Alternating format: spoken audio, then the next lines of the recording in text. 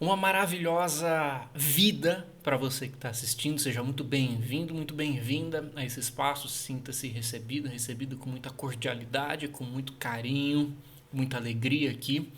Hoje nós vamos falar de um tema que é pouco falado e precisa ser muito falado. Aliás, não sei nem se você já ouviu esse termo dessa forma antes: capacitismo espiritual. E antes da gente entender o que é o capacitismo, o que é o capacitismo espiritual, que é muito vital a gente falar sobre isso agora, eu quero fazer algo que eu tenho feito nos vídeos mais recentes, que é começar agradecendo a duas pessoas que têm tomado essa iniciativa de auxiliar, patrocinar a manutenção do nosso canal nessa plataforma aqui. Eu quero agradecer a Patrícia S. e ao Pedro Hernan. Desculpa se eu abreviei, mas foi assim que apareceu para mim lá no registro. Eu quero agradecer de coração a todo mundo que está dando essa sustentação para a gente manter esse trabalho aqui no plano material, com todas as questões que isso envolve, inclusive as questões do próprio YouTube que eu já comentei com vocês, mas isso é um outro capítulo, então quero agradecer de coração. E caso você possa, convido também você a participar dessa corrente aqui para manter a gente, enfim, com possibilidades para estar reinvestindo no canal e a gente poder trazer vídeos com mais recorrência aqui para vocês, mantendo a estrutura dele aqui do canal. Gente, vamos lá. Capacitismo. Você já ouviu falar de capacitismo? Obviamente existem pessoas muito mais com muito mais propriedade para trabalhar esse assunto aqui com vocês, pessoas que são muito mais engajadas, né, ativistas dessa causa. O que eu vou falar aqui é com base, inclusive, no meu estudo, na minha formação acadêmica, no meu estudo na Unicamp, que eu tive a honra de ser aluno de uma grande professora, um grande nome no cenário nacional, em prol dessas temáticas inclusivas, que foi a Maria Tereza Mantoan. Mas ainda assim, eu quero me limitar ao meu campo de atuação para trazer esse assunto, e a gente vai falar a relação disso com as questões de autoconhecimento, de religiosidade, de espiritualidade ou pseudo-espiritualidades, quando isso é utilizado para julgar as pessoas e colocar um peso que elas não precisam carregar. E vocês vão entender o que é o capacitismo. Eu vou trazer uma definição muito básica, na verdade eu vou trazer a definição padrão do Ministério da Saúde. Capacitismo é o preconceito e a discriminação que a pessoa com deficiência vive na sociedade por ter sua existência relacionada à incapacidade e inferioridade. É como reduzir a pessoa à sua deficiência. Isso aqui eu li do Ministério da Saúde, tá? A definição resumida. Né? Volto a dizer, se você quiser também se aprofundar, tem pessoas que têm trabalhos maravilhosos acerca desse assunto. O que vem a ser essa ideia do capacitismo espiritual? Ou pseudo-espiritual, a gente vai entender por que pseudo, né? É o seguinte, você já tem toda uma gama de preconceitos, de opressão estrutural na nossa sociedade, por falta de educação, por falta de empatia, por falta de preparo, por falta de um sistema consciente para lidar com isso. Você já tem toda uma cadeia de opressão para esse tipo de situação. Aí vem o sujeito, com base na sua subjetividade, na sua forma de fé particular, achando que ele é dono da verdade, que Deus outorgou, que o plano espiritual concedeu, sabe, um parecer para ficar tirando conclusões precipitadas sobre a vida do outro, enquanto a pessoa não consegue cuidar nem da própria, ainda chega para a pessoa com deficiência, e não só com deficiência, isso pode se expandir para outras questões, como a gente vai ver, e ainda coloca um peso. Por exemplo, você nasceu você anda de cadeira de rodas porque você fez alguma coisa muito ruim na vida passada. Ou ainda, né, alguém pecou, ou um castigo divino, um karma negativo. E junto com essas ideias, existem implícitos outros preconceitos, outros pesos e outros estigmas de inadequação, né? E de inferiorização, porque você olha, você mede a pessoa de cima a baixo e esse aí matou alguém na vida passada, né? O próprio termo já diz, né? De cima a baixo. Você se sente no direito, muito puritano, de avaliar a vida do outro, o que foi, o que não foi, de dar o seu diagnóstico metafísico, e não bastassem todas as dificuldades que aquela pessoa já enfrenta nessa questão estrutural que existe na nossa sociedade, ainda tem que ficar ouvindo gente que se acha santa demais, dizendo que a pessoa matou alguém na vida passada, cortou a cabeça de alguém, se matou, que são alegações extremamente primárias, extremamente genéricas, para situações extremamente complexas. E outra, que às vezes não tem nada a ver com a vida da pessoa. E ao invés de você fazer aquilo que originariamente uma forma autêntica de espiritualidade deveria se propor, ou seja, acolher, sabe, validar, consolar, ajudar, amar, ao invés de você utilizar a espiritualidade para ser uma pessoa melhor para quem está do seu lado, né, parafraseando o professor Hermógenes, você usa a espiritualidade para se sentir melhor do que as pessoas e querer medir os outros, falar o que foi, o que não foi, o que ele fez, o que ele não fez. E volto a dizer, quando às vezes a gente não sabe nem o que a gente está fazendo agora. Mesmo porque se soubesse a gente nem estaria falando essas coisas para os outros. E aí você acaba colocando um peso adicional, né? Já tem todo o peso da sociedade, todas as dificuldades em cima daquilo, todos os estigmas, os preconceitos, você acaba reafirmando isso num viés metafísico. Você é assim porque você fez alguma coisa errada. Ou é um castigo, seus pais fizeram. E Jesus mesmo, na época dele, já colocou isso muito em xeque, quando perguntaram, né, quem que pecou para que ele nascesse assim, diante, se eu não me engano, acho que era um cego de nascença. E Jesus já quebrou essa ideia de que por que tem que pecar para nascer assim. Então, vamos começar aqui essa aula sobre a questão do capacitismo espiritual, para vocês verem como isso é uma coisa delicada, é uma coisa que a gente tem que falar, sim. E é uma daquelas coisas assim que a gente tem que ir questionando certos tópicos que a gente vai achando que fazem parte de verdades absolutas, mas conforme a gente vai se educando criticamente, a gente vai percebendo que existem situações, existem ideias que precisam ser melhor compreendidas, inclusive para a gente não gerar o mal achando que a gente está sendo da super luz e super do bem, né? E às vezes a gente está sendo só um escroto mesmo. Eu vou contar um caso aqui para vocês no início. Eu não sei se vocês lembram, espero que vocês lembrem. Quem lembrar, dá um salve aí nos comentários. Espero que vocês lembrem do saudoso Leandro Severnini. Ou o Leandrinho, como chamavam, ou o Leandrão, como eu gostava de chamar. Era meu amigo pessoal. E o Leandro Severnini era um espiritualista, ele era um autor, vários livros publicados, e ele tinha um canal de espiritualidade e de autoconhecimento aqui no YouTube.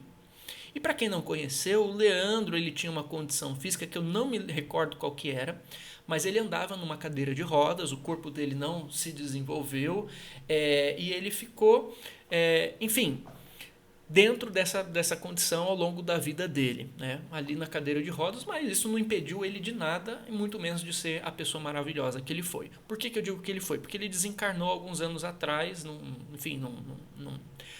contexto de acidente. Já fica a dica para você procurar o canal dele, que ainda tem aqui no YouTube, Luz na Nova Era, do Leandro. Dá uma assistida nos vídeos dele, até para ele se sentir bem lá no plano espiritual, de onde ele está vendo isso. Mano, manda um like psíquico para ele, que eu tenho certeza que o Leandrão vai gostar muito de ver esse conteúdo que ele fez com tanto carinho reativado, né? Pois muito bem. E o Leandro era uma pessoa fantástica, um trabalhador assim, incansável, dava exemplo mesmo de vida, assim, sujeito muito bacana. Conheci ele pessoalmente, foi na minha casa, a gente fez trabalho junto. E quando ele tinha o canal no YouTube, ele ganhou de brinde um hater. Mas era assim um hater de estimação, era tipo um obsessorzão encarnado mesmo assim, persistente. Eu falava pra ele, pô, só falta o cara querer te dar um beijo na boca, porque não é possível, né? E o que acontecia? Era um senhor de idade já avançado, que você fala, poxa, né? O senhor devia estar dando exemplo pra gente, ajudando, acolhendo, orientando, tá fazendo um monte de cagada. Porque é essa a palavra mesmo que define o que aquele cara fazia. E o que acontecia? Esse senhor, que se alegava um sujeito espiritualizado, ele perseguia o Leandro de uma forma extremamente invasiva, extremamente violenta, extremamente destrutiva. Eu nunca vi palavras tão baixas, expressões tão baixas de agressão a uma pessoa, em forma de textão ainda, não era coisa simples. E assim, bastava o Leandro fazer um vídeo assim: olá, bom dia, estou fazendo esse vídeo para desejar um bom dia a vocês, um grande abraço.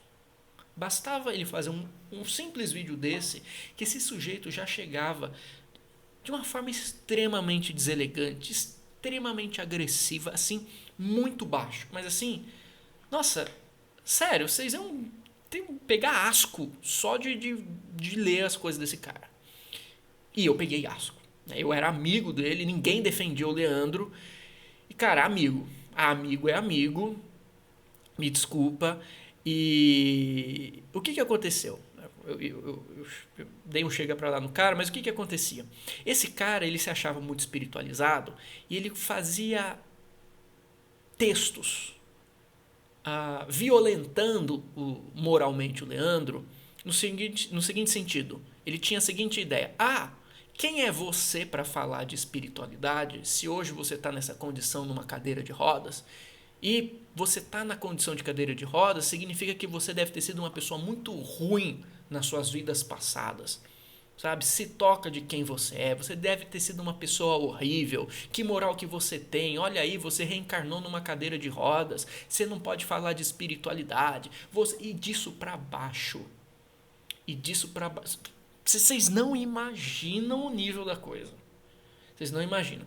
E isso era toda semana. Esse cara mandava uns 3 textão, assim, por semana, recorrentemente. Aí o Leandro veio falar comigo, assim, mal mesmo.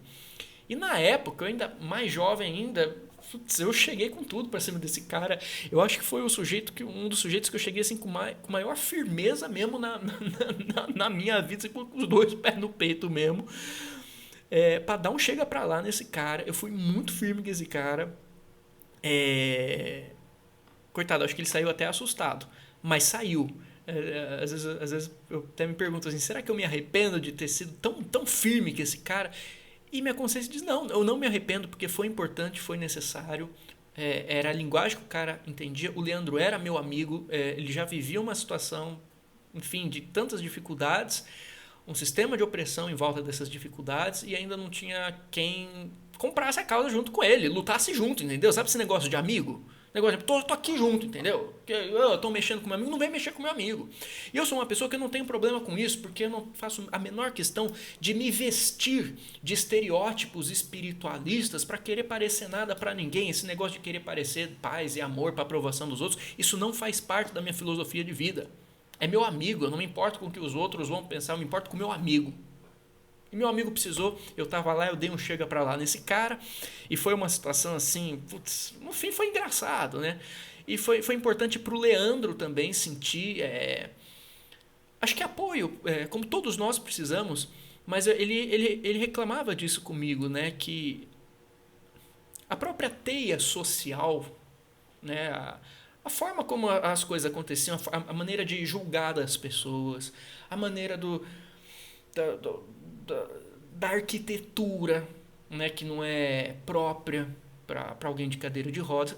Existem tantas opressões estruturais em torno daquilo que ele se sentia tão desamparado que foi importante na hora ele sentiu um amparo amigo, sabe, de alguém chegando ali.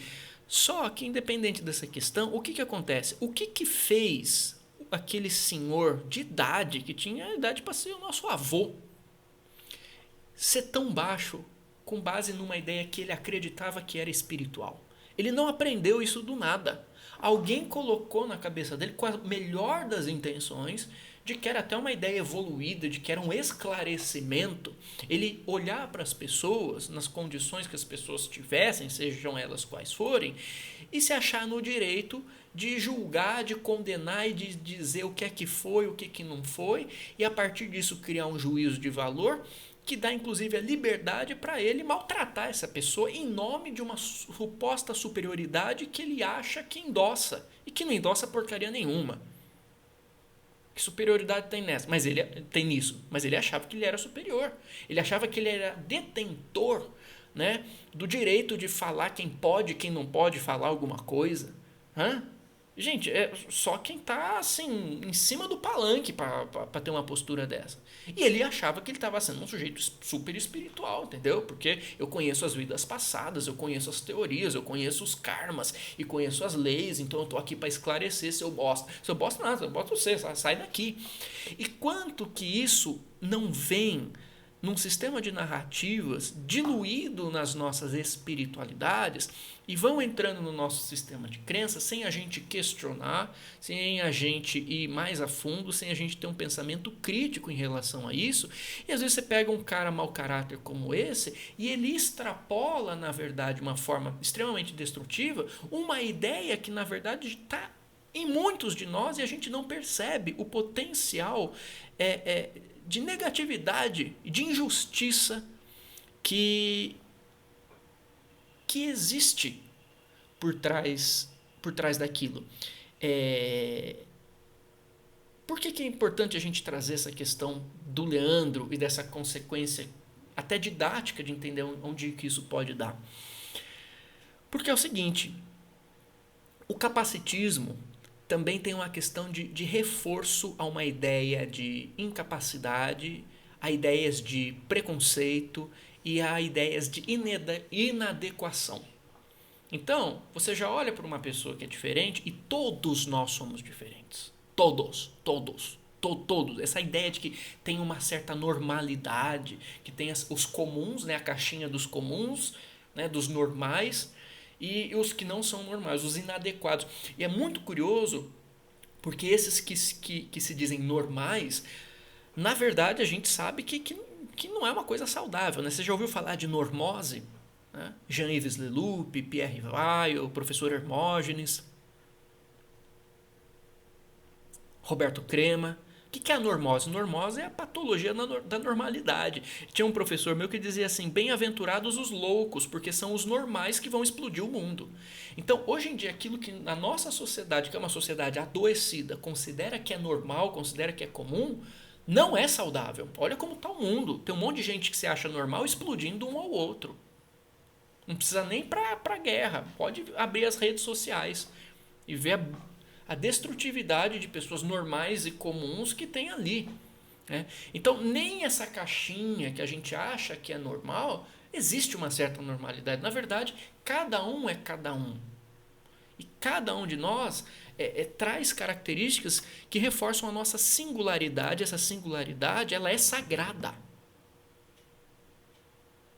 A visão de inadequação ela parte de um preconceito relativo, de uma perspectiva preconceituosa, de dizer eu sou normal, eu sou adequado, o que sair desse padrão é anormal.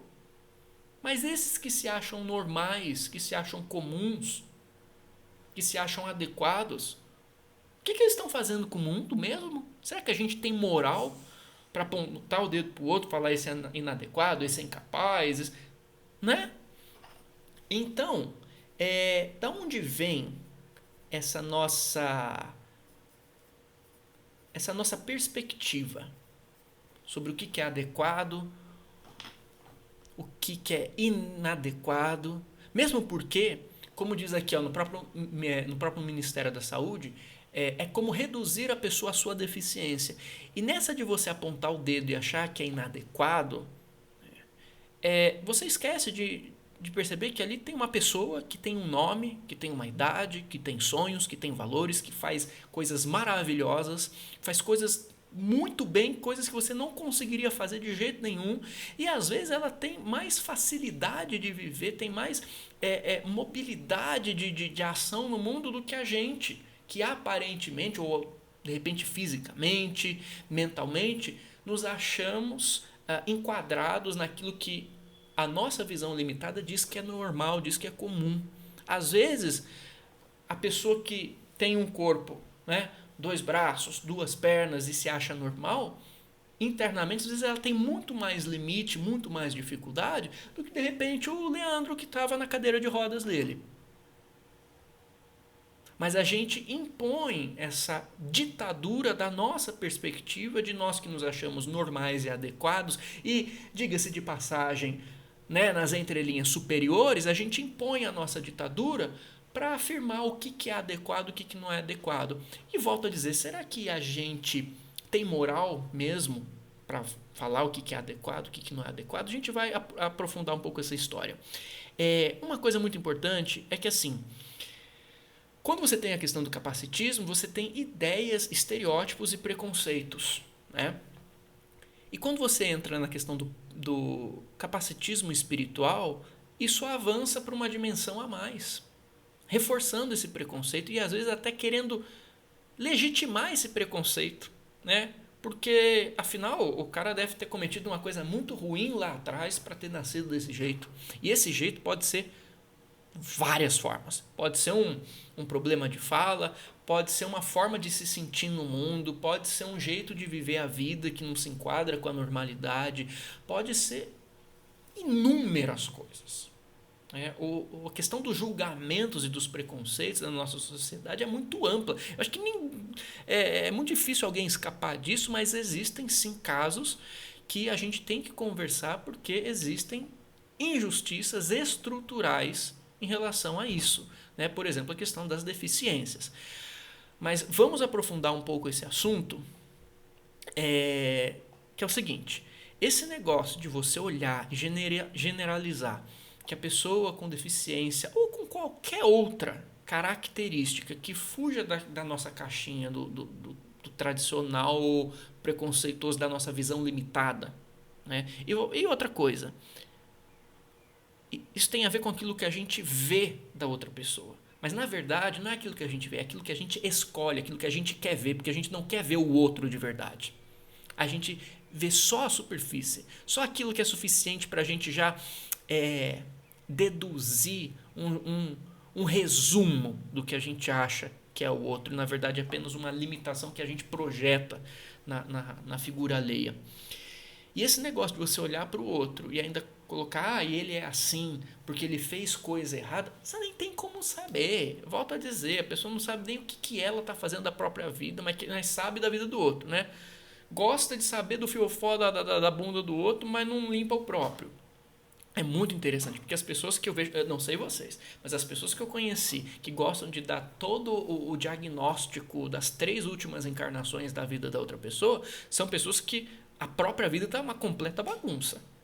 Parece que não sabe nada da vida dela mesma, mas dos outros sabe tudo, né? E será que necessariamente essas questões elas podem ser generalizadas assim? Ah, nasceu assim é porque fez isso. Ah, está pagando pecado. É karma disso, é karma daquilo, mesmo em se considerando questões de causalidade, de lei de causa e efeito. Será que existe mesmo um padrão? Será que a gente não está, no fundo, importando uma noção de punição divina que a gente diz que a gente já renunciou há bastante tempo, mas que na verdade a gente só mudou as palavras, mas a nossa percepção, a nossa significação dos conceitos, acabam sendo herdados dessa ideia primitiva de que Deus precisa ferrar com a gente para nos ensinar alguma coisa?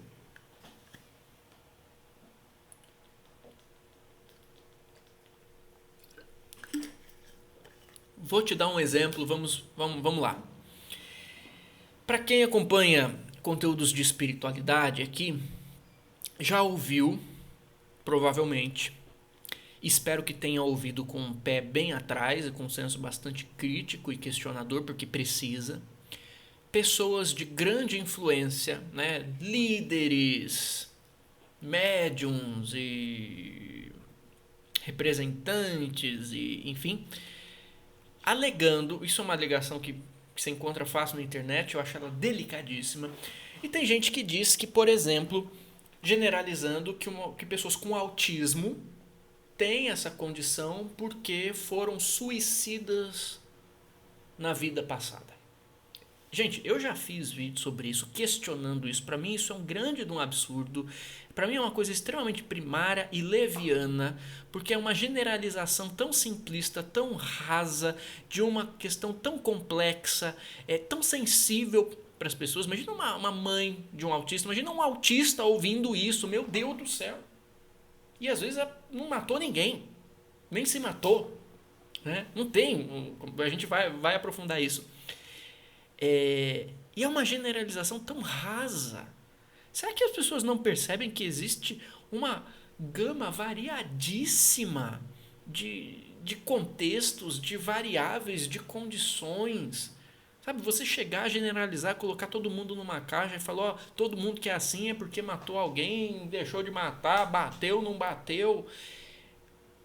Olha, você está percebendo como o capacitismo, dentro da generalização, e o peso que essa generalização impõe, porque veja, não é uma generalização comum, é uma figura de autoridade, e é uma figura de autoridade religiosa, com discurso sobrenatural, porque apela para o metafísico, porque a espiritualidade disse, porque o espírito falou, e não duvido que tenha falado assim, a não ser que seja um espírito extremamente irresponsável, infantil no pior dos sentidos.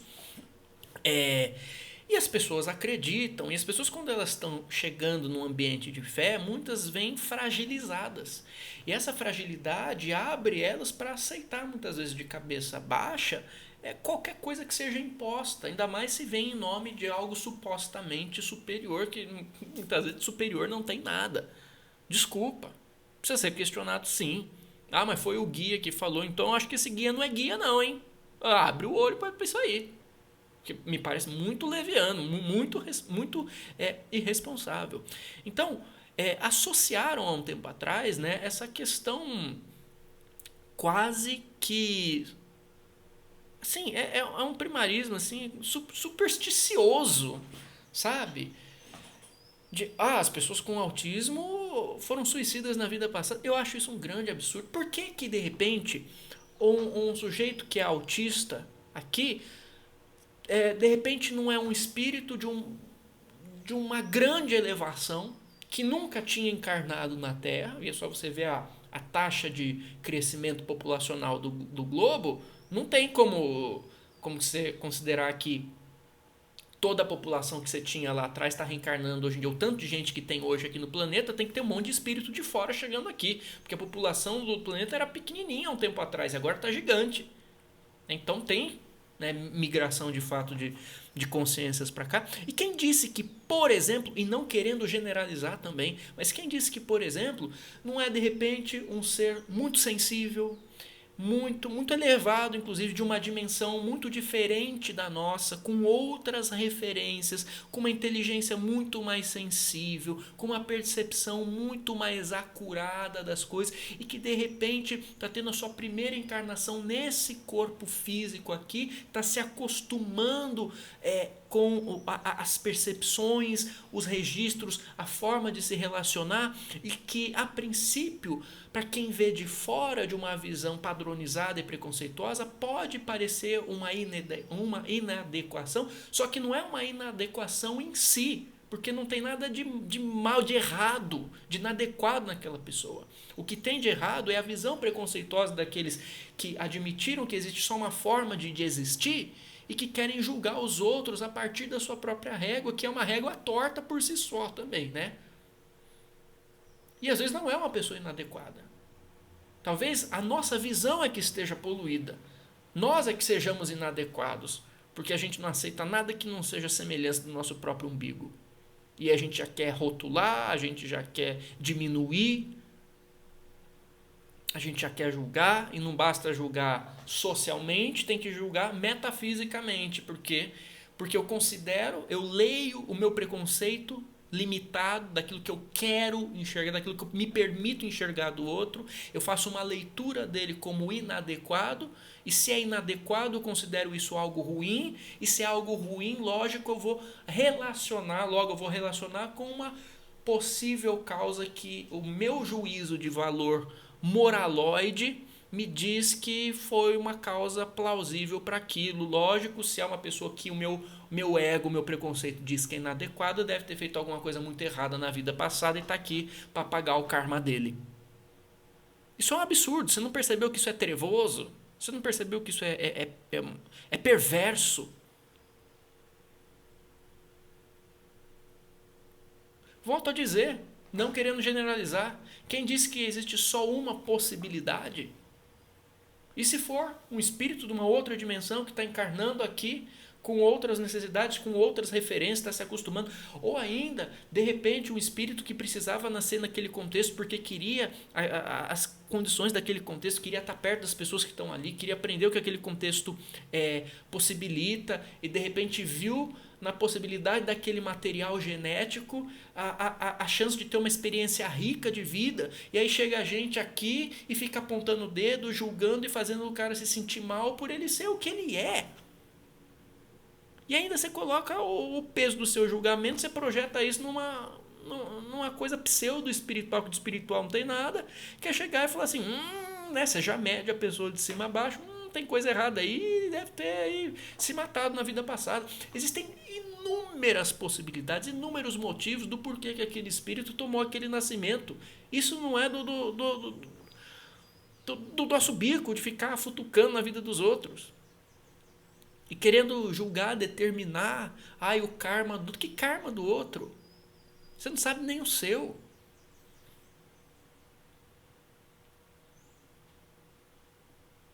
E é sempre uma questão negativa, você percebe? O que deflagra a nossa posição ainda primitiva de uma ideia implícita de um mecanismo de punição divina. No fundo, as pessoas acreditam ainda que Deus precisa punir para ensinar. Porque nós somos assim.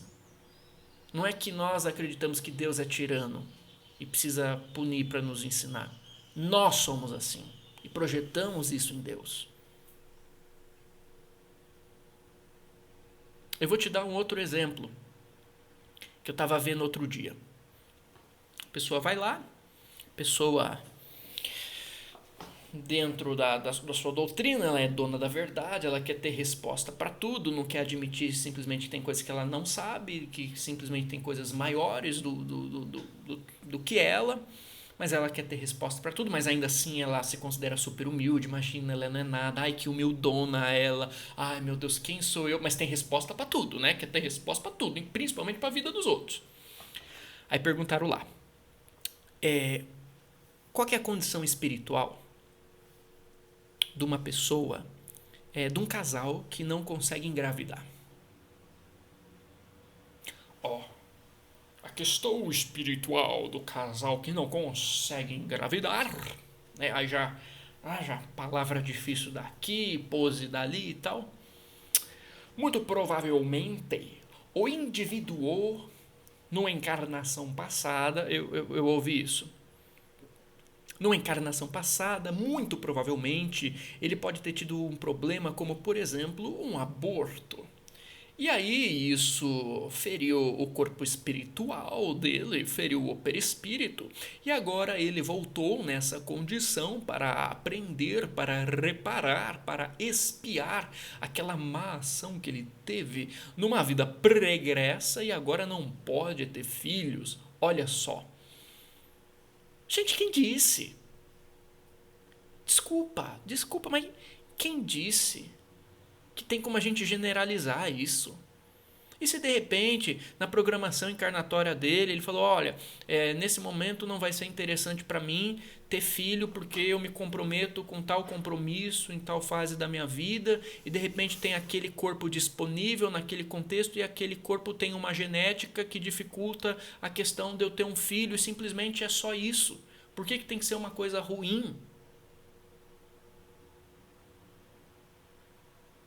E por que a pessoa não conseguir ter filho agora também tem que ser uma coisa ruim, faz dela isso, e você resume a pessoa aquilo, né?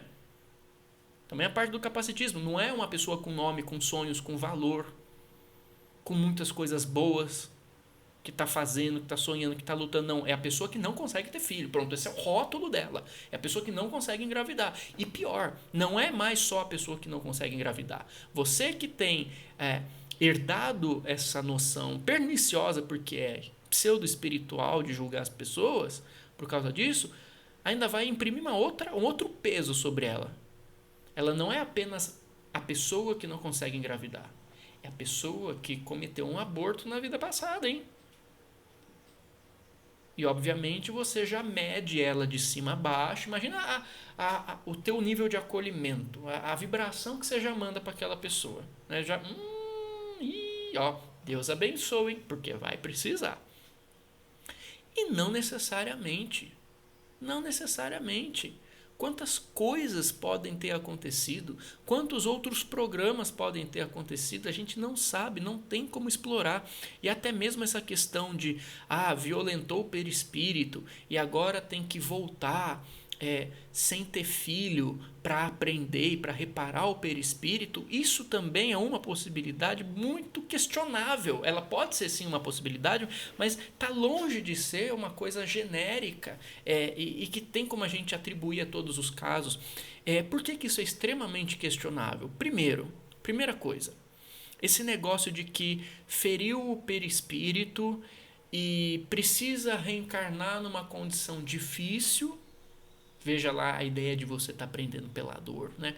A gente fala, ou você aprende pela dor, ou você aprende pelo amor. Mentira, baboseira, você só aprende pelo amor.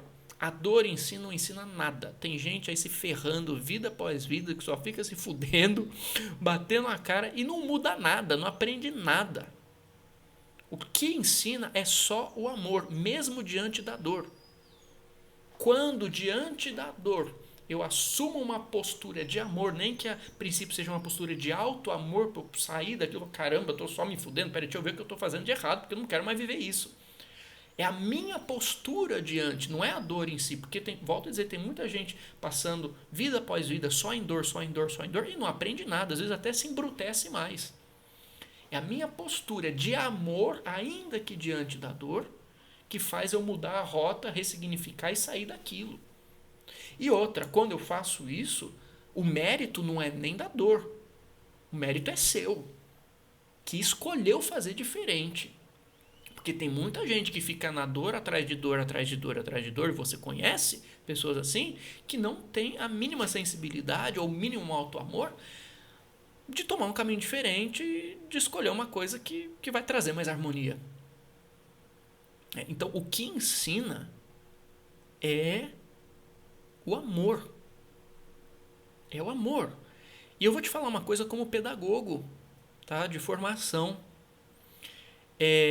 Esse negócio de que a dor ensina é muito delicado. Porque isso permite a gente justificar ou querer romantizar muitas situações abusivas que deveriam ser evitadas e não acolhidas. Lógico, existem desafios que não tem muito o que a gente fazer, a gente, enfim, encara, passa, e às vezes eles ajudam a gente, sim, não vamos ser hipócritas, a mudar uma visão, a fortalecer alguma coisa, mas muito da nossa postura, porque se eu não quiser nada, a dor só, por si só, não vai me ensinar. É a minha postura, e uma postura amorosa, inclusive perante mim mesmo, diante da dor, é que vai trazer a transformação diante do desafio. Na área da pedagogia, uma coisa que eu tenho para trazer para vocês, que é uma coisa até difícil de engolir nos meios espiritualistas que adotam um paradigma diferente. Na verdade, socialmente a gente tem um paradigma diferente. É o seguinte, esse negócio da dor ensinar, eu vou te falar uma coisa. Em termos de neurociência, tá? As áreas do cérebro quimicamente ativadas quando você passa por uma situação de dor, quimicamente ativadas no seu cérebro, são as mesmas áreas que inibem processos de aprendizagem no cérebro. Então a dor inibe o processo de aprendizagem. E o contrário também é válido. As regiões do cérebro responsáveis quimicamente por situações de prazer, de alegria, são as mesmas que trazem uma facilidade na assimilação da aprendizagem. Então, se os neurocientistas e os educadores, seres humanos limitados da Terra em 2023 já sabem disso, por que você acha que Deus não está muito mais além disso, numa didática completamente mais amorosa e muito mais misericordiosa do que a gente imagina?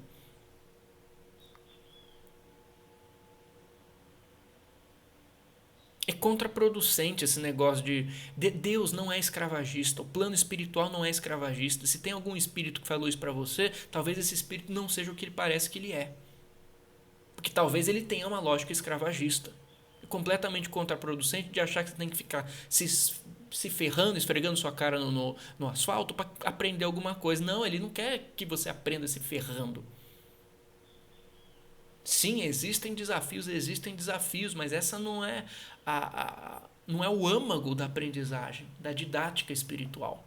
Vamos voltar à questão então do cara que supostamente fez um aborto e feriu o perispírito.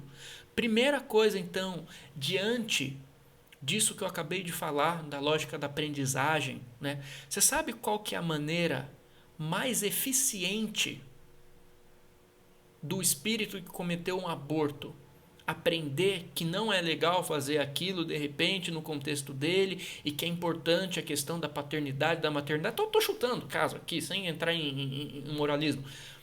Você sabe qual que é a melhor forma, a forma mais inteligente de você fazer esse espírito perceber isso, caso seja essa a situação e essa condição, e essa necessidade? Não é impedir ele de ter filho, é justamente dar um filho numa outra vida de repente, ou numa outra situação, na mão dele para ele ver o quão legal que é, o quão bom que é. Não é uma privação, mas é uma ressignificação. E outra, mas ele feriu o perispírito, ele violou o corpo espiritual e precisa encarnar ou reencarnar para trabalhar isso. Isso vem como uma limitação. Me desculpa, meus amigos, mas no plano espiritual tem tecnologia avançada suficiente para caso eles queiram resolver esse negócio no perispírito dele lá, eles podem sim. Não, mas eu ouvi falar que é só reencarnando. Não, meu filho. Aqui é uma cópia mal feita de lá, entre aspas. Não é mal feita, não. É uma né? Tem uma originalidade legal aqui. A gente que bagunça tudo. Mas assim, o plano espiritual tem recurso. Se a questão é que feriu o perispírito, se é só essa questão, eles conseguem arrumar isso lá. Curar esse perispírito lá. E eu acho que sou muito limitado, mas estou dando possibilidades aqui. Para mim, uma possibilidade maravilhosa é curar esse perispírito lá e encaminhar esse sujeito para uma encarnação para ele ver, de repente, quão precioso, quão sagrado, quão legal que vai, o nível de realização pessoal que vai ter para esse sujeito, ele encarnar e ter um filho. Aí sim ele vai conseguir ressignificar aquilo de uma maneira positiva. Agora, se a única forma que eu consigo conceber, né, da pessoa que cometeu um aborto e deu problema para ela, ela voltar, reencarnar e ser privada de ter filho, desculpa, eu estou apenas projetando a minha lógica medieval de punição divina para uma ideia que eu acho que é moderna de causa e efeito, mas que na verdade eu não estou honrando essa ideia. Você está me entendendo? Existem muitos outros motivos que pode fazer a pessoa encarnar, ou motivo algum, inclusive, que a pessoa pode encarnar e ter dificuldade de ter filho, beleza. São as questões da vida. São as contingências da vida. Às vezes ela não está tendo filho porque tá com uma pessoa que não vai ser legal para ela. Às vezes ela está sendo protegida, às vezes é um livramento. Vai saber, ou não. Ou de repente tem algo reservado para aquele casal e não se sabe. O problema é que a gente quer assumir o lugar de Deus e ditar e querer ter todas as respostas para todas as situações que as pessoas passam, mesmo que essas situações estejam além da nossa alçada. E isso cria sofrimento e entra na questão do capacitismo, né? Indo além para outros lugares, outras questões sensíveis, por exemplo, né? A questão da pessoa que de repente não pode ter filho. Agora ela é a pessoa que não pode ter filho e a abortista da vida passada. Quem disse? Às vezes não tem nada a ver. Não abortou coisa nenhuma. E a gente, na nossa ânsia de utilizar o nosso moralismo para julgar os outros, será que isso em si é ético, né? É moral em si? Achando que nós somos superiores, estamos sendo da luz, estamos tendo um esclarecimento espiritual. Olha o peso que a gente está pondo sobre a vida das pessoas.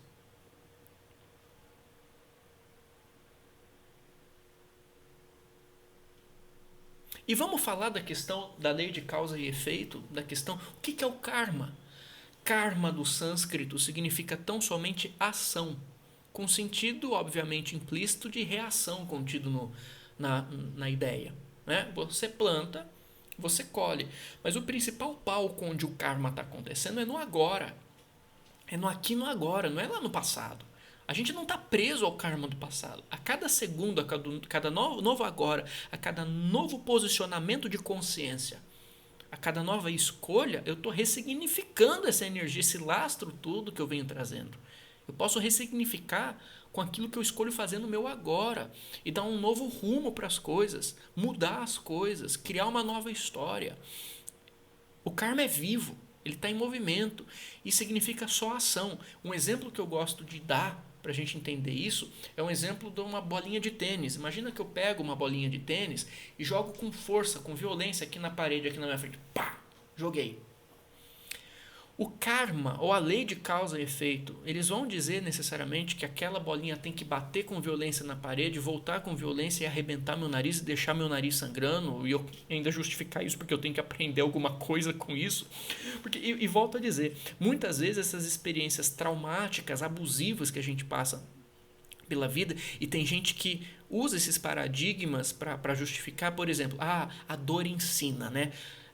Aí tá lá a mulher apanhando do marido, coisa que eu já vi, fica lá apanhando do marido, não, mas isso vai treinar a sua paciência, né? Isso vai te ajudar, porque vai deixar você mais forte, mais humilde, sei lá, bobagem que o povo inventa.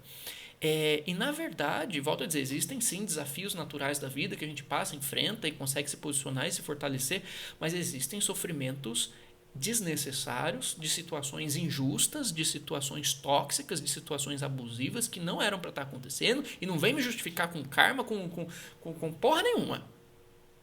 É não. Não é não. Mas aí você faz a pessoa acreditar que é da vontade de Deus treinar a paciência dela enquanto ela está apanhando do marido, porque ela deve ter batido no marido na vida passada e agora ela quer apanhar. Eu vou te dizer uma coisa. Muitas dessas experiências não deixam a gente mais forte, não. Deixam a gente mais fudido e mais traumatizado. Então tem que tomar cuidado com esse papo de que a dor ensina. Nem sempre. Às vezes a dor só vai ficar embrutecendo se você não questionar, não sair daquele contexto abusivo. Impedir que aquilo seja perpetuado. Existe sim a situação que a gente não tem o que fazer e tem que passar pelas adversidades da vida. Mas tem situação que a vida está simplesmente dizendo pra gente: fio, acorda, não é pra você estar aqui não. Não é pra você estar apanhando não. E você não vai sair mais forte, mais paciente, mais iluminado. Não, você vai sair mais traumatizado, mais fudido. Então larga a mão. Muda isso já e dá exemplo pra quem tá precisando também. Pra ter força pra sair, sei lá o que for, vai procurar ajuda. Deus não quer que você fique apanhando pra aprender não. Se eu que sou imperfeito não quero, minha didática não tem nada a ver com dor, imagina Deus. Então é você ofender a sabedoria divina, achar que ele precisa te submeter de fato a uma situação tóxica para que você aprenda alguma coisa. Pelo amor de Deus. Aprender o quê? Aprender que você não tem que viver daquele jeito. É a única coisa que você tem que aprender. Mas enfim, vamos voltar para a questão do karma. Você pegou a bolinha e jogou com força na parede. O karma diz que a bolinha tem que bater na parede, voltar e arrebentar meu nariz, deixar meu nariz sangrando? Não, isso é a nossa lógica e lógica que diz. Karma é simplesmente um mecanismo para equilibrar as forças e as coisas no universo. O universo só se mantém em equilíbrio, por equilíbrio. Então toda ação tem uma reação. Por quê? Porque Deus está castigando? Não, porque é natural. Equilíbrio de forças. Eu joguei a bolinha bate, dependendo da força que eu coloquei, o sentido que eu coloquei, ela volta. No sentido inverso, com uma força proporcional. Mas nada diz que a bolinha tem que bater, voltar e arrebentar minha cara. Isso vai depender do meu novo agora, da minha nova escolha. Substitua a palavra karma pela palavra escolha. E cada agora a gente tem liberdade para ter escolhas diferentes. Então, o meu posicionamento de consciência nesse aqui e agora vai dizer se eu vou estar parado no mesmo lugar com o narizão assim, ó, esperando a bolinha voltar e me arrebentar. Ou não. E esse estar parado no mesmo lugar é metafórico, o mesmo lugar de consciência, o mesmo lugar de energia, de crenças, de valores. Porque a bolinha, o karma só diz que a bolinha bate e volta, não diz que ela me acerta e me arrebenta. Se eu tiver parado, ela pode me arrebentar, mas eu posso simplesmente no meu novo agora escolher virar para o lado, tá em outro lugar, tá longe, já ser uma outra pessoa diferente daquela pessoa que jogou a bolinha. Posso desviar, pegar a bolinha, sair brincando com ela. Como que eu vou ressignificar esse lastro de energia? O karma não diz que isso tem que me atingir e me deixar sangrando. O meu novo agora vai dizer como que eu ressignifico a consequência das forças que eu plantei ao longo da minha existência. Não é uma lógica punitiva.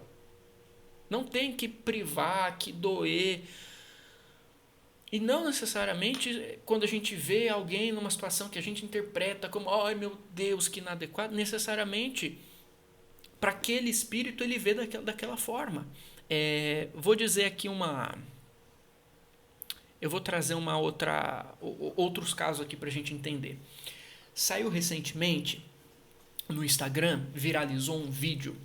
Você sabe aquela síndrome de Tourette? Não sei se eu falei certo. A síndrome de Tourette é aquela que a pessoa do nada, de repente, solta um palavrão involuntariamente, sabe? Solta um palavrão, dá um grito, faz um gesto involuntariamente. E aí, o vídeo que viralizou foi o seguinte. Era uma motorista de Uber que tinha síndrome de Tourette e ela deu carona para um senhor que também tinha síndrome de Tourette. E aí eles começaram a conversar e um percebeu que o outro tinha, nossa, eu também tenho, e um soltava um palavrão daqui, o outro soltava um palavrão dali, e fazia um gesto, e dava um grito.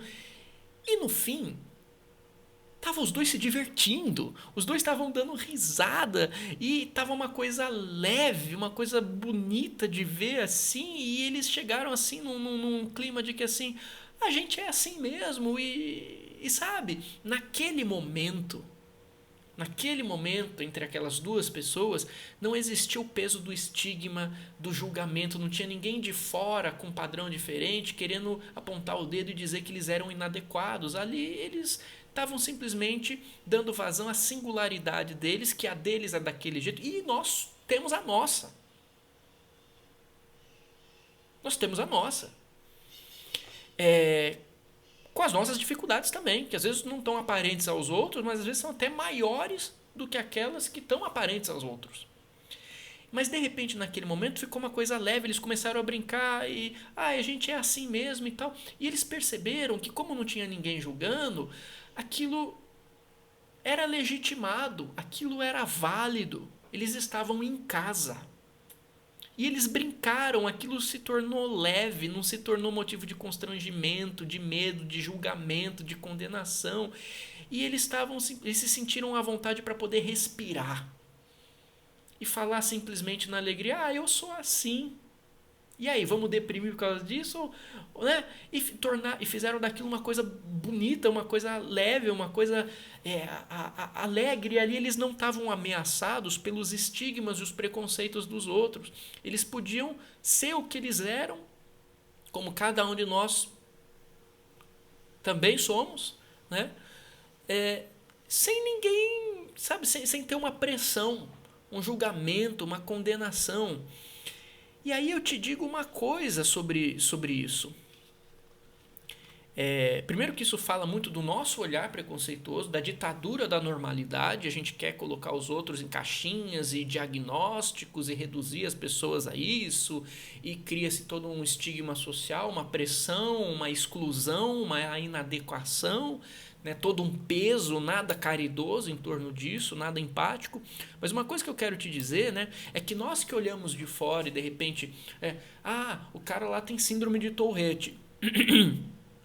Nossa, aí você dá risada.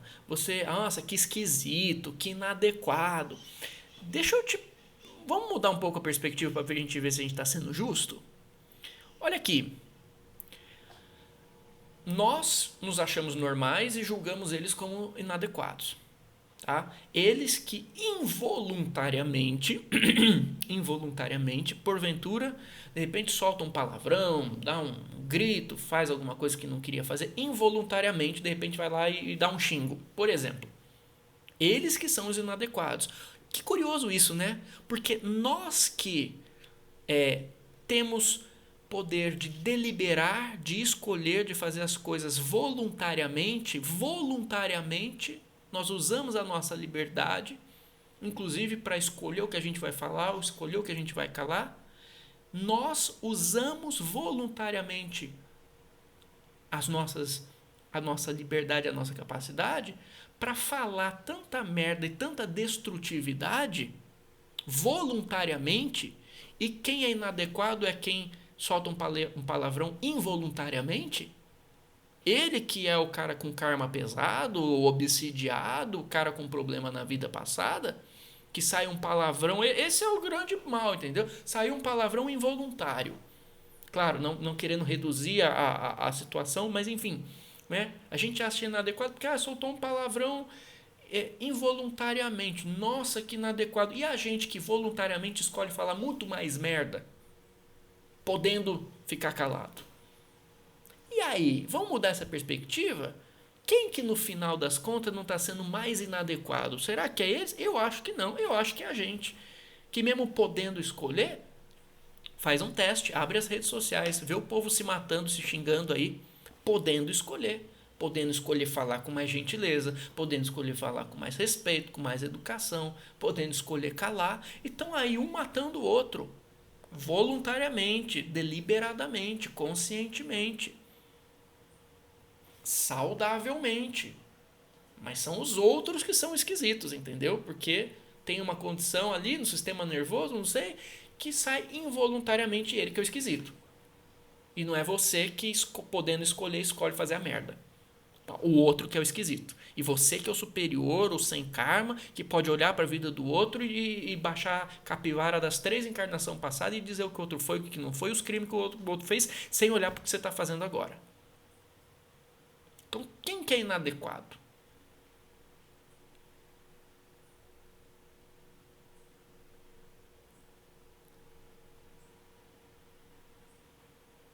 E aí você já quer buscar a explicação dentro da sua lógica doutrinária de fé para querer ter uma resposta para tudo e enquadrar aquela pessoa na caixinha da sua limitação de pensamento, do que você consegue julgar a respeito da vida do outro. A gente não sabe.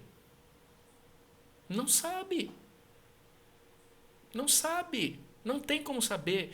Você assumiu uma postura de que quer dar resposta para tudo e generalizar essas respostas, é uma postura extremamente arrogante e que vai fazer mal. Volto a dizer, aquele cara que ficava xingando o Leandrinho lá, que eu falei no início do vídeo, ele não tirou aquela ideia do nada. Ele comprou essas ideias e externalizou isso da forma dele. Mas muitos de nós que não externalizamos, ficamos nutrindo esses mesmos preconceitos sem perceber, em nome daquilo que a gente, pior, acreditamos que é espiritualidade, e que de espiritualidade não tem nada, porque está separando, está julgando, está condenando, não está acolhendo, não. Vou te dar um outro exemplo. Uma vez eu ouvi um sujeito falando assim, não, porque quem nasceu com síndrome de Down é porque fez não sei o que tem na vida passada. Eu já fui lá, já acabei com a conversa. Pode parar com isso. Pode parar com isso. Primeiro que para mim, e não querendo generalizar, mas precisa de uma contraposição, né, de forças. Para mim, meu caro, quem nasceu com síndrome de Down é muito mais elevado do que a gente. Para de querer utilizar aquilo que você acha que é a verdade para ficar julgando a vida dos outros e negativando a vida dos outros, falando que ele fez cagada na vida passada e agora está pagando aqui. Não tem que pagar nada. Está aprendendo ou está pagando? Já define isso.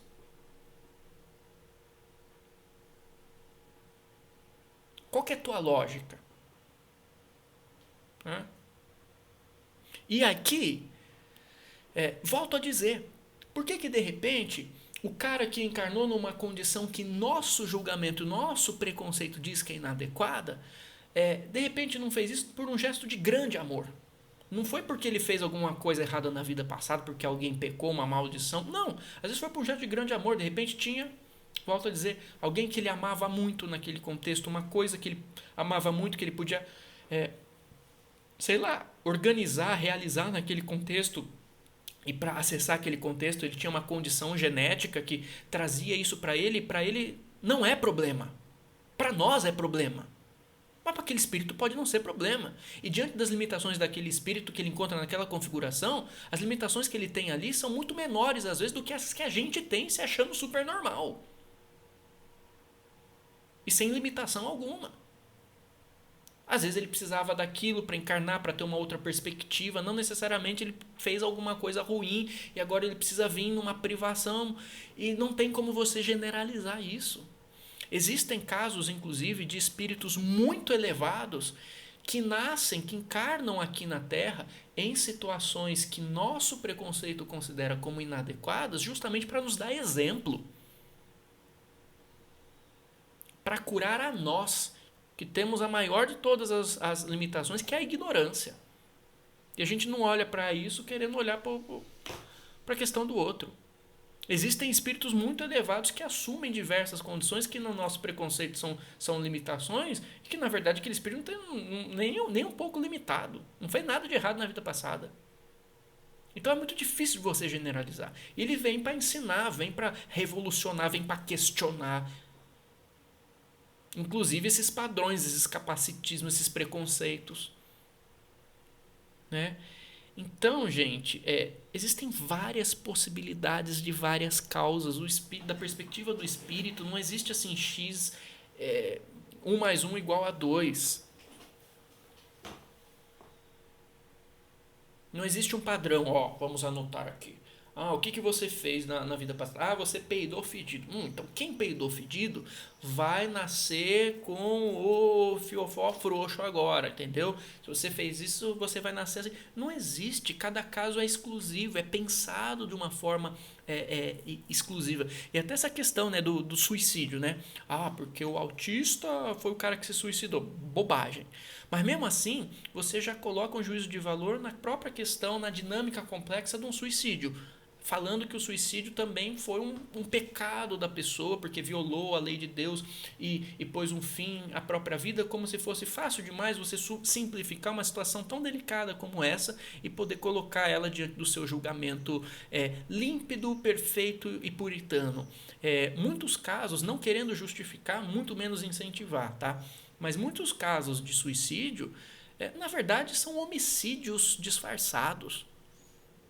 A pessoa foi assassinada pelas incoerências, pelas opressões, pelas insensibilidades desse mundo, dessa sociedade, dos seus pares, que sufocaram aquela vida, que num momento de desespero, sem ter referência, sem ter ajuda, sem saber o que fazer, de repente põe um fim à própria vida, mesmo sem saber o que estava fazendo, e a gente já olha como se ela tivesse falhado, como se fosse um fracasso, como se fosse um pecado, e aí já vem a galera falar, não, a pessoa que morreu assim vai ficar se fudendo no umbral e lascou-se. Você tem coragem de falar isso, achando que você está sendo consolador para uma mãe que acabou de perder um filho nessas condições? E quem disse que o filho dessa mãe está necessariamente se ferrando no umbral? Quem disse que ele é culpado? No sentido profundo, será que a misericórdia de Deus não é muito maior do que o limite da nossa própria ignorância? Você acha que só essas coisas são pesadas, só essas coisas são contadas? Peidei fedido na vida passada, é só isso que Deus conta, é só isso que a espiritualidade olha. Eu não fiz mais nada na minha vida, eu só peidei fedido, foi só isso me resume. Né? Eu sou o cara que peidou fedido na vida passada. Não fiz mais nada que presta. Mais nada a meu favor e a favor das pessoas. Eu sou só o peido fedido da vida passada. É só isso. Tá vendo como isso é simplista demais? A espiritualidade não trabalha com essa lógica. Ela acolhe, cada caso é um caso, vê o que dá para fazer, para ajudar, para acolher, para tirar, para melhorar. Então, assim, existem várias causas possíveis para várias condições que existem e cada um tem uma condição diferente de vida. Senão a gente cria um ambiente muito opressor. Já não basta a opressão social, estrutural que tem em torno disso. Você ainda quer trazer uma opressão espiritual para ficar imaginando que o outro fez de errado, caramba. Tem uma história aqui pra gente terminar de uma senhora que eu conheci uma vez num centro espírita. E era uma senhora maravilhosa, ela desencarnou um tempo atrás, mas eu adorava tomar passe com ela. Eu adorava a energia dela, eu adorava, sabe, sempre que eu ia lá tomar passe, eu queria que ela me desse o passe, porque eu me sentia muito acolhido, uma energia muito gostosa. E eu sempre que podia parava ela no corredor para elogiar ela, para falar isso. Nossa, eu amo sua energia, eu me sinto muito bem, sabe, você coloca muito carinho, muito amor, eu me sinto acolhido na sua energia. Eu vejo que você faz isso com entrega, sabe? Você tem uma coisa boa que você coloca ali e eu gosto do seu passe. Eu gosto do seu passe. Eu gosto do seu passe. Infelizmente, alguém colocou na cabeça dessa senhora, alguém que veio se passando por um sensitivo, por um médium, e mesmo que fosse, eu acho que eu nem acredito que era, e mesmo que fosse esse negócio de acreditar em tudo que médium diz, e eu falo justamente isso onde? No meu livro mais recente, Mediunidade e Experiências Paranormais Sem Censura. Se você não comprou, compre esse livro, se dá de presente de Natal que você não vai se arrepender. A gente estuda mediunidade de forma fantástica aqui, ainda com esse senso crítico. Você vai se apaixonar, modéstia à parte, com modéstia, sem modéstia, enfim, eu estou falando a verdade. Compre esse livro aqui, Mediunidade e Experiências Paranormais Sem Censura. Se você está gostando desse papo até aqui, dê esse presente a você e a quem você ama. Coloque esse livro na sua mesinha de cabeceira. Pois muito bem, mesmo que seja médium, não é tudo que ele fala que está certo. Você tem que filtrar. Bom senso. Mesmo que venha supostamente do plano espiritual, você não sabe de onde está vindo. E mesmo que seja um espírito bem intencionado, aquilo é opinião particular. Espírito é gente, só que sem corpo físico. Pode falar besteira do outro lado também. Reflete a limitação da visão parcial que ele tem onde ele está ali, ainda que tenha boas intenções. Mas enfim, esse cara chegou e colocou na cabeça dela que ela provavelmente tinha sido uma nazista numa vida passada. E volto a dizer, quando você está nesses contextos, às vezes você chega muito fragilizado, na esperança de receber uma palavra, uma mensagem. E qualquer um que sobe nessa postura de autoridade sobrenatural, porque eu sinto, porque eu vejo, porque eu profetizo, porque eu sou médium, exerce um fascínio, um domínio, uma autoridade sobrenatural, que não necessariamente representa autoridade alguma, mas diante da fragilidade, da abertura e da fé da pessoa, às vezes ela aceita aquilo com muito mais força, tem um peso maior. E o cara colocou na cabeça dela que ela tinha sido nazista na vida passada. E desculpa, de nazista ela não tinha nada. Nada. E se foi nazista e tá lá atrás, azar, azar dela, que não foi legal. Mas agora, na oportunidade nova que Deus deu para ela, ela é outra pessoa. Ela não tem nada a ver com aquilo. Mas o cara, enfim, resolveu do nada jogar aquilo lá na mesa e aquilo ficou na cabeça dela. E foi terrível, porque toda vez que eu encontrava ela, eu falava, nossa, eu gosto muito do seu passe, que legal, Você é uma pessoa muito, muito, muito educada. E de fato, era uma pessoa super gente boa. E eu não acho que ela foi nazista, não. Ela sempre colocava um papo de autopunição e falando, meu filho, mas o cara falou que na vida passada tinha sido nazista, e ela se punia com aquilo, de tal modo, aquilo ganhou tal proporção diante dela, que para ela se resumia àquele rótulo. Ela deixou de ser a pessoa que tinha o nome, que tinha sonhos, que tinha família, que tinha virtudes, que tinha um passe gostoso, que tinha um monte de coisa e tinha aquela criança interior linda dentro dela. Ela passou a se identificar como a nazista reencarnada e aquilo foi um peso, uma opressão até ela desencarnar. E volto a dizer, eu acho ainda que ela nem nazista foi. Só que existia um peso, uma suposta autoridade religiosa que enfiou isso na cabeça dela e fudeu com a autoestima dela. Ainda tem esse papo de assim, se você não aceitar, você está sendo orgulhoso, você não está sendo humilde. Vá pra lá, porra. Vá pra lá. Esse papo. Auto-amor, auto-respeito, dignidade. Se até Deus deixou para trás as coisas que a gente fez, dando oportunidade nova, vida nova e vida em abundância. Para que a gente tem que ficar reduzindo os outros, limitando ao julgamento que a gente faz de uma vida que está lá atrás? Ah, mas a causa e efeito serve para a gente entender. Sim, serve para entender, mas não para julgar. Tá entendendo? E aí eu vi naquela pessoa o quanto que isso pode ser opressor e vem vestido de uma ideia impoluta, de uma ideia espiritual, de um pseudo esclarecimento, e ela acha que ela está sendo bondosa em acolher aquela ideia e fica se martirizando por uma coisa que ela nem sabe se é verdade. Se isso acontecer com essa pessoa, imagina o peso que a gente não coloca em cima de um Leandro que está lá na cadeira de rodas, de um cara com algum grau de autismo. Eu lembro que eu tinha uma amiga que ela foi fazer faculdade na aula de psicologia, não sei como, a professora chegou lá e meio que diagnosticou ela ali ao vivo, na frente de todo mundo, como autista. E ela me ligou desesperada na época. Ai, tô com medo, porque descobri que sou autista. E, ai meu Deus, se é, se não é, não sei, não compete a mim, mas assim, pra mim não muda nada, você continua sendo a pessoa maravilhosa que eu conheço e qual, sabe? Não muda nada. Pra mim não muda nada. Mas por que ela estava chorando? Porque ela sentiu o peso do estigma, o peso do preconceito social.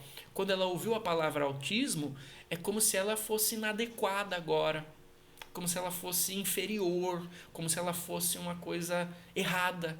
E aquele peso que na verdade vem da cabeça das outras pessoas entrou por uma falsa autoridade dentro da sensibilidade dela e aquilo feriu ela, né? Lógico que a gente pode aprofundar mais essa questão, mas é a questão do estigma. Olha como o estigma. E se socialmente isso já é ruim, imagina você associar um peso supostamente espiritual que às vezes nem aconteceu e nem tem como a gente saber. Imagina o que você não está fazendo para a vida da pessoa. Então, capacitismo espiritual existe sim, a gente tem que ficar quieto ao querer mexer com a vida do outro. A gente não consegue cuidar nem da nossa própria bunda, vai querer ficar cuidando da bunda dos outros. Isso é falta de vergonha na cara. Não tem nada de espiritualidade nisso, não. Ah, porque eu acessei, porque eu viu bosta nenhuma. Ah, não viu nada. Engraçado porque só vê coisa genérica, né? Só vê coisa genérica, coisa que não tem como provar. Curioso isso, por que ninguém questiona? Nem da coisa que faz mal para os outros.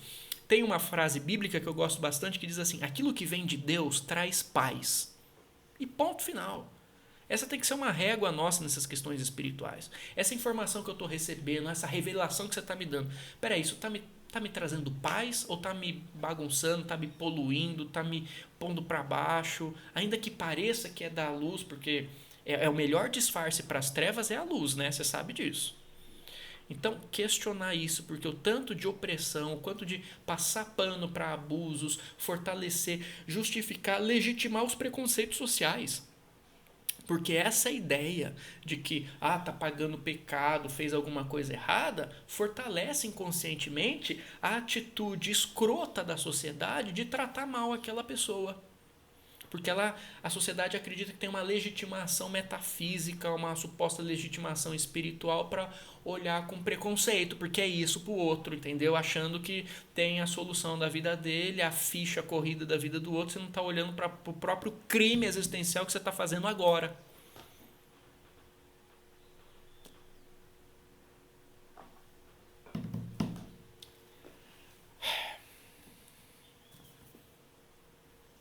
Então a gente tem que olhar para o capacitismo espiritual. Nem tudo é o karma ruim da pessoa. Às vezes é uma grande bênção para a pessoa. Às vezes o karma ruim, na verdade, são os enxeridos em volta querendo pôr um peso na pessoa que ela não precisa carregar.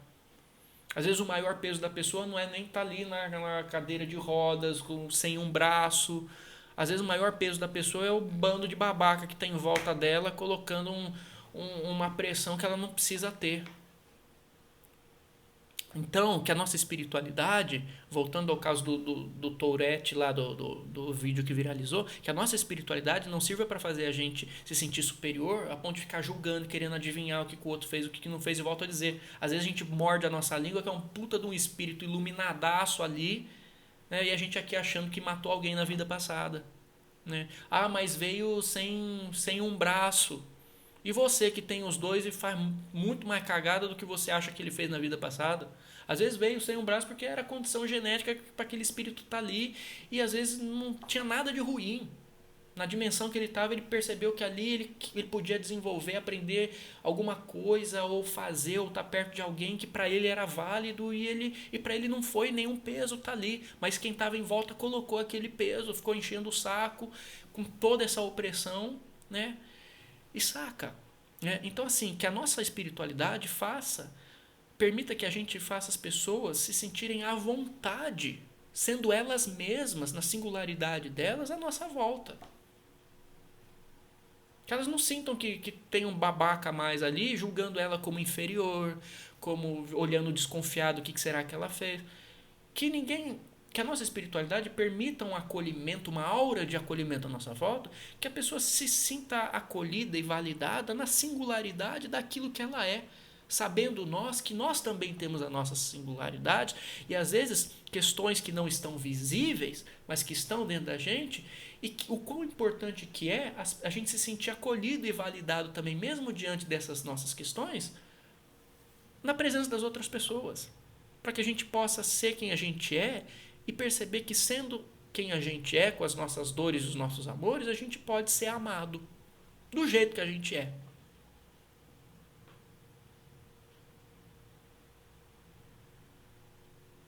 Eu acho que aí tem muito mais espiritualidade, tem muito mais diálogo. Eu acredito nesse mundo, sabe? De um mundo sem tanta escrotice em nome da espiritualidade. E não que tem que negar também que, porque o Chico Xavier deu uma entrevista lá atrás, porque ele falou que a pessoa que, sei lá, deu um tiro pode voltar assim.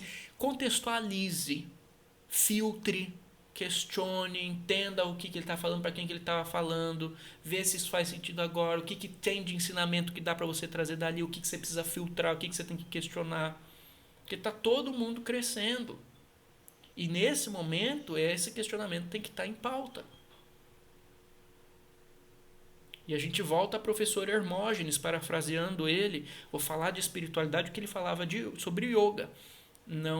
O yoga não serve para fazer você se sentir melhor que os outros, é para fazer você ser melhor para os outros.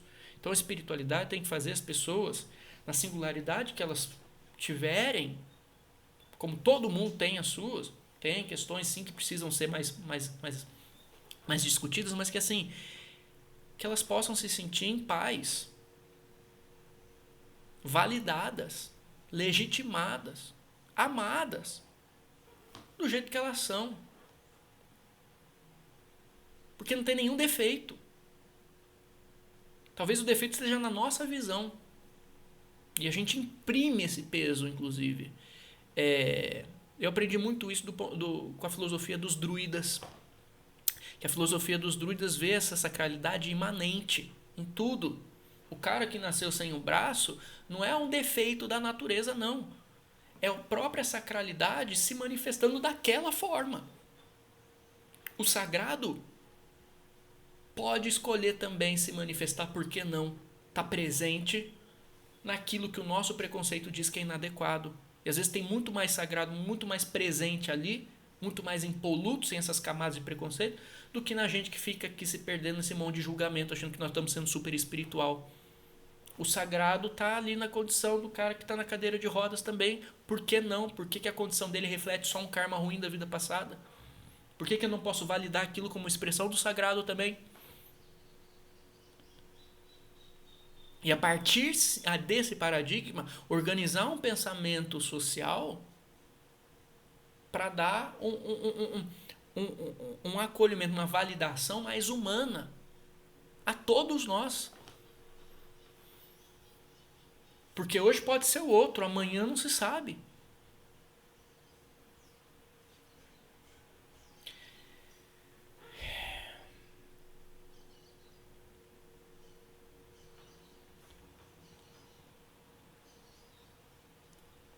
Que as pessoas possam se sentir à vontade, amadas e validadas do jeito que elas são, sem se sentirem inadequadas, sem se sentirem resumidas por alguma característica, inferiorizadas pelos outros, pela incompreensão que eles porventura tenham dessas características, né? E que essa pessoa se sinta à vontade para estar aqui também. Porque às vezes a gente fica querendo um céu depois da morte, simplesmente porque a gente não consegue se organizar em respeito, humanidade e educação para ver que esse céu é possível aqui também. E para todo mundo. Para todo mundo. Um beijo na alma. Fica na paz. Brilha sua luz. Se curtiu, senta a testa no botão de like. Assiste lá o canal do Leandro. Fica a dica do Mediunidade, Experiências Paranormais Sem Censura.